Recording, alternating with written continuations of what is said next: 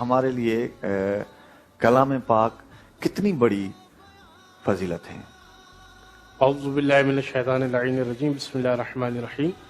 سب سے پہلے تو سورہ بقرہ میں ارشاد ہوا فَإِن كُنتُمْ فِي رَيْبٍ مِّمَّا نَزَّلْنَا عَلَىٰ عَبْدِنَا فَأْتُوا بِسُورَةٍ مِّن مِّثْلِهِ، اگر تمہیں اس میں ذرہ برابر بھی شک ہے تو اس جیسی ایک صورت ہی لے آؤ۔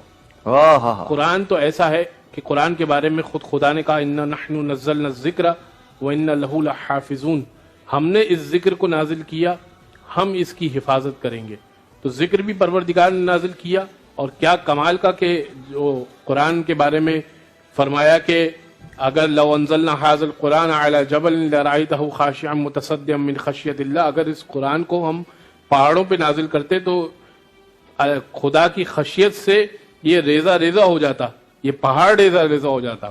پھر فرمایا کہ نزل علی عبدک، یہ قرآن جو ہے نازل کیا اپنے بندے پر، اپنے حبیب کے دل پر نازل کیا، علی قلبک، یعنی ایک طرف تو قرآن جو ہے وہ پہاڑ پر اگر نازل کیا جاتا تو پہاڑ ریزہ ریزہ ہو جاتا، لیکن محمد مصطفیٰ کا دل اس قدر طاقتور ہے کہ ان کے دل پر نازل کیا، اور بہی روح الامین، روح الامین کے ذریعے سے نازل کیا۔ تو یہ قرآن تو ایسا معجزہ ہے، ہم اپنے گھر میں دیکھتے ہیں، ہمارے گھر میں الماری میں رکھا ہوا قرآن ریزہ ریزہ، یہ کس چیز کی بات ہو رہی ہے؟ ریزہ ریزہ ہو جاتا ہے، اس کے معنوی اثرات کی بات ہو رہی ہے۔